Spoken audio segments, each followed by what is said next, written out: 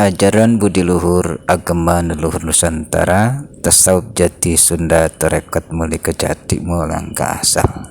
Asal sejatinya diri di makom budi luhur, makom tinggi terpuji, kesadaran memuji Tuhan yang Maha Esa, kesadaran yang tersurat di dalam surat Al-Ikhlas. Katakanlah Dia Allah yang Ahad, tempat kita bergantung. Kesadaran yang tidak dilahirkan dan melahirkan, karena kesadaran itu sudah ada sebelum kita berada di alam rahim ibu kita. Kesadaran asal penciptaan di tulang sulbi Bani Adam. Kesadaran tersebut Allah letakkan pada diri kita, tepatnya di tulang sulbi, cakra dasar yang harus kita bangkitkan untuk menjawab pertanyaan kita nanti kelak di alam barja. Siapakah Tuhanmu?